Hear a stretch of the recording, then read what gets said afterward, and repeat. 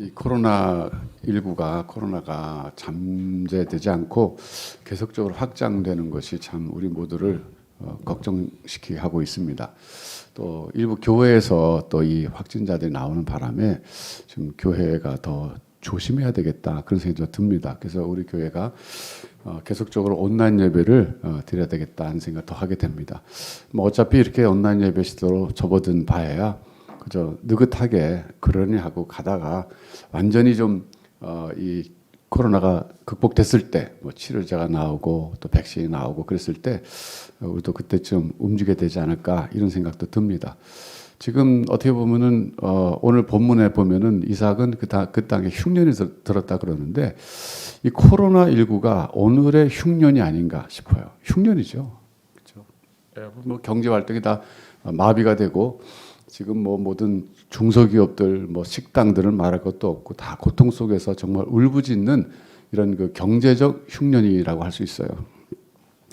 오늘 우리가 이런 경제적 흉년을 지나가면서 이삭이 겪었던 이 자연적 흉년 속에서 그 어떻게 하나님의 인도를 받으면서 거부가 될 수 있었는가?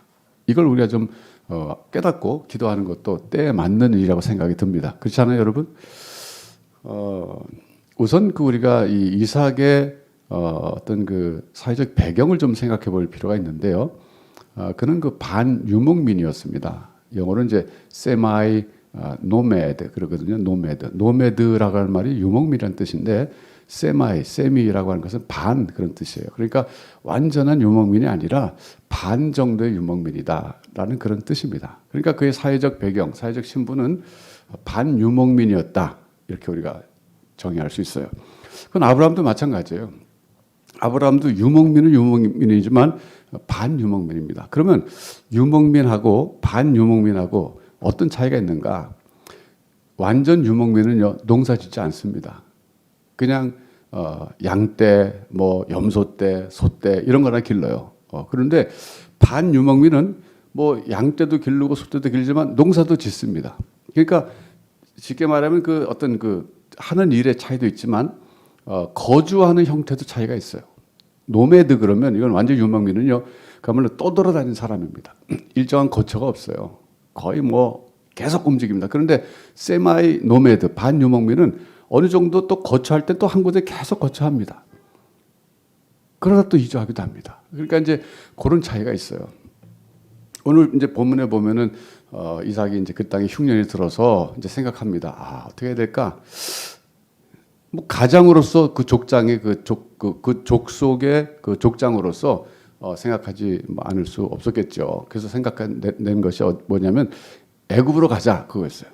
여러분 애굽은요 쉽게 말하면 그 당시부터 예수님 당시까지 초대교회 시절까지 세계의 곡창지대였어요. 그걸 여러분 아셔야 돼요.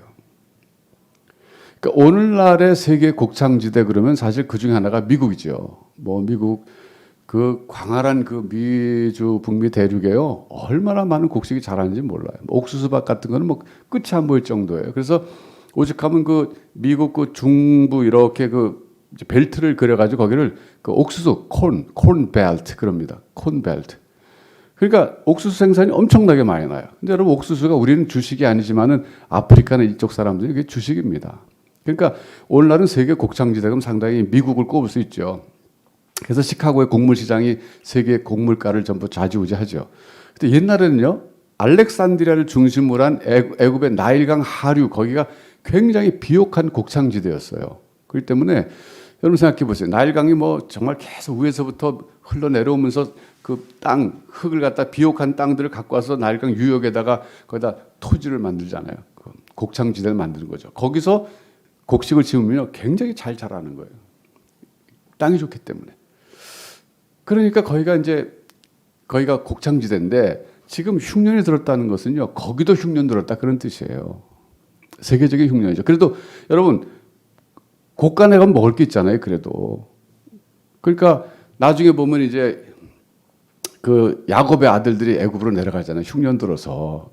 그러니까 그때 당시에도 이삭은 그 생각한 거예요. 아, 우리가 지금 애굽으로 가야 되겠다. 먹을 게 있는 곳으로 가자. 이렇게 된 거죠. 근데 하나님 막으시는 거예요. 막으신 이유가 뭐냐면 아브라함에게 하신 약속을 환기시키시면서 막으시는데 이 땅을 너와 네 후손에게 주겠다. 그건 아브라함에게 약속했기 때문에 너에게도 이어진 약속이고 축복이다. 그러므로 이 땅을 떠나지 말아라. 그거예요. 그러니까 약속의 땅에 머물러라. 그런 얘기는요. 하나님의 약속 안에 머물러라. 그런 뜻이에요. 하나님의 언약 안에, 하나님이 약속하신 그 약속의 땅에 머문다는 것 자체가 약속 안에 머문다는 거예요. 하나님의 약속을 꽉 붙잡는다. 그런 뜻이에요. 여러분, 여기서 실패한 사람이 있어요. 누구냐면, 그건 이제 이 시대 사람이 아니지만, 그, 나오미의 남편입니다. 여러분, 룻기에 가보면 알잖아요. 나오미의 남편이 지금 그 살고 있는 그, 맞으면 이스라엘 땅에 흉년이 들었을 때 모압 땅으로 갔거든요.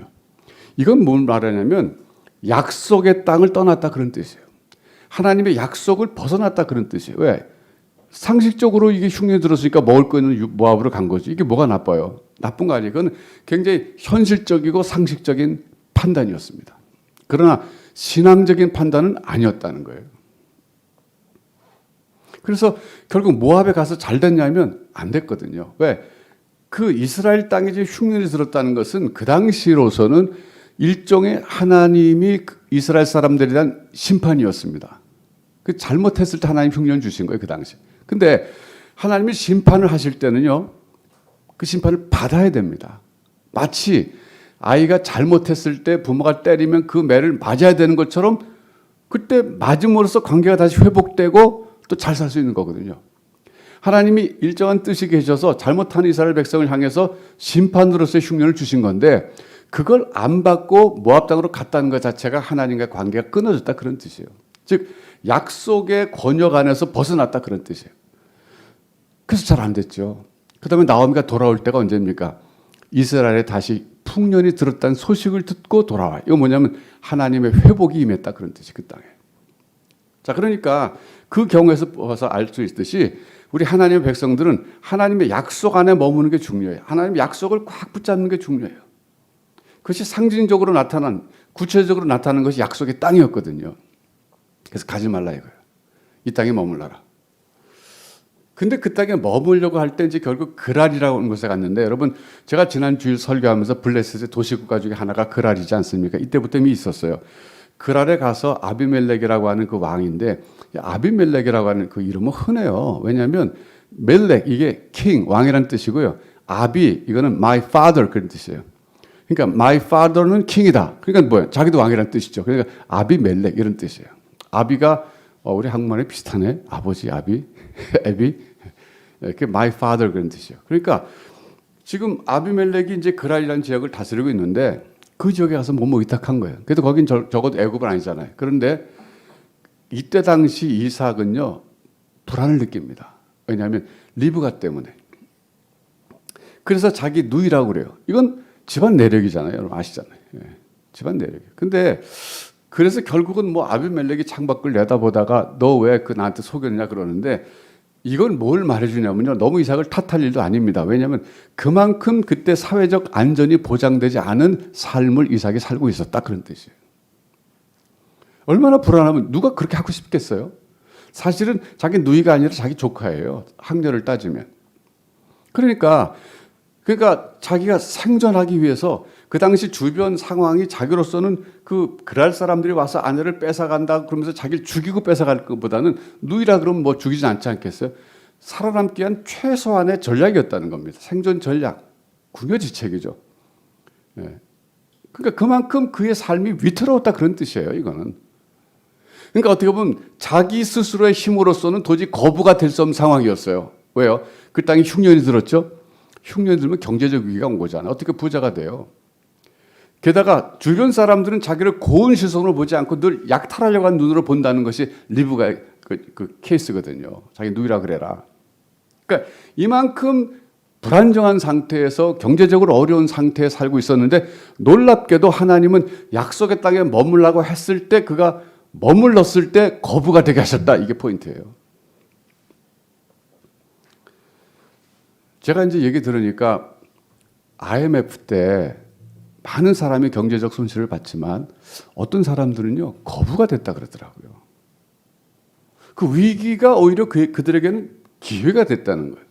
저는 아마도 오늘 이 코로나19 때 그런 사람들 역시 또 속출하고 있다고 생각해요. 예를 들면 뭐 마스크 사업하던 사람, 솔직히 뭐 마스크 그렇게 잘 팔 줄 알았어요?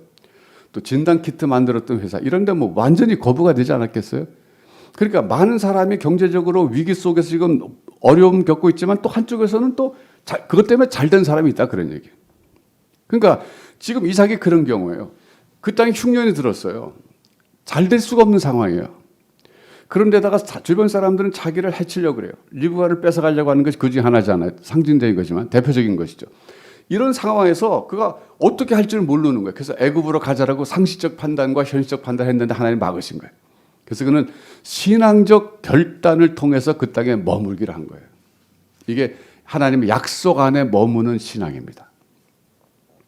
그랬을 때 하나님이 보여주신 게 100배나 더 수확하게 하시는 거예요. 자, 여러분, 농사를 지었는데 100배가 나왔다. 이거 엄청나지 않아요? 아마 우린 뭐 농사를 안 지어봤기 때문에 잘 모를 거예요. 근데 여러분, 옥수수 한번 생각해 보세요. 옥수수. 옥수수 하나가 되잖아요. 한 대가 올라가잖아요. 근데 옥수수 하나에 옥수수 알이 몇 개나 있어요, 여러분? 저 보셨어요? 아마 빼곡이 들어있는데 그거 몇백 개 될 겁니다. 근데 놀라운 것은요, 그 옥수수 하나에서 뽑은 하나하나를 전부 땅에 심으면 그게 옥수수 한 대가 된다는 거예요. 여러분, 옥수수 한 대에 옥수수가 몇 개 열리는지 아세요? 하나 내지 두 개 열린답니다. 자, 그러면 옥수수 하나를 잘 말려놨다가 이제 그 심으면요, 그게 옥수수 몇 개가 되는 거예요? 몇백 개가 되는 거예요. 사실 하나님은요, 이 땅을 만드시고 인간을 만드시고 번성하라 그러셨을 때 대책을 세우고 번성하라 그러신 거예요. 충분히 먹고 살고도 남을 만한 것을 이제 수확할 수 있는 땅을 주신 거예요. 사실은요, 이거 뭐 그저 뒤에서 하는 얘기지만 오늘날도 지구상에 있는 모든 땅에 다 곡식을 심으면요, 인류가 먹고도 남는 데입니다. 제가 봐도 그런 것 같아요. 여러분, 제가 이제 미국 살 때 이제 드라이브 해갖고 뭐 저 동부에서 서부로 가면요, 거기가 3,000마일이거든요. 3,000마일. 이게 미국 북미 대륙 동서 길이가 3,000마일. 키로수 따지면 4,600km가 되잖아요. 그러면 이게 얼마나 넓은 거예요? 그거 하루에 3,000마일을 1,000마일씩 달리면 사흘 간다는 것이고요. 1,000마일 운전 못해요. 힘들어요. 기껏 해봤자 500마일, 600마일 하면은 그냥 잘하는 편이에요. 보통 하는 편인데, 그럼 3,000마일이면 500마일씩 한다 그러면 6일 걸리는 거리예요. 그 거리를 달리면서 제가 봤는데요, 전부 평원이에요. 그러니까 거기 그 서부에는 그 로키 산맥 있잖아요. 로키 산맥. 그리고 이 동쪽으로는 아틀란타 산맥인가요? 그게 있잖아요. 그 양대 산맥이 양쪽에 있고 그 가운데는요, 약간 이렇게 내려가는 듯 하면서 계속 서쪽으로 올라가는데 거의 평지 같아요, 사실은. 그 드넓은 북미 대륙에요, 노는 땅이 얼마나 많은지 몰라요. 물론 옥수수도 많이 심었죠. 그 옥수수 심은 밭은요, 차를 타고 1시간 가도 옥수수 밭이에요. 그렇게 많아요. 그런데 그렇게 땅이 많고 그런데도요, 세계 곡물 시장을 주관하는 시카고 이런 데서는요, 일부러 그 생산량을 조절하잖아요. 너무 많이 생산하면 값이 떨어지니까. 거기서 마음껏 생산해 갖고요, 남는 것 갖고 아프리카 사람들 주면 아프리카 굶어 죽지 않아요. 이게 사실은 뒤에서 하는 얘기들이에요.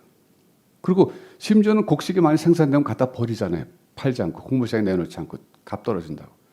이게 인간의 사악함이죠. 이기심이죠. 그러니까 결국은요, 이 100배를 거뒀다는 것이, 이것이 뭐 특별한 이적인 것 같지만 사실은 하나님이 원래 자연 세계 속에 심어놓으신 자연적 원리라고 할 수 있어요.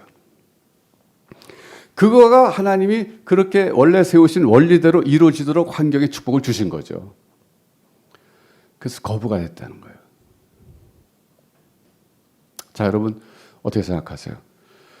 오늘 우리는 코로나19라고 하는 경제적 흉년 속에 살고 있는데, 사실 거부가 되기 어려운 시절이에요. 뭐 거부는커녕 잘 생존만 해도 괜찮고, 코로나 이전 상태 사업이라면 유지만 해도 괜찮은 시절이에요. 그렇지만 우리가 신앙인이라면 오히려 이 어려운 순간에 하나님께 의지하면서 하나님의 능력을 체험할 수도 있습니다.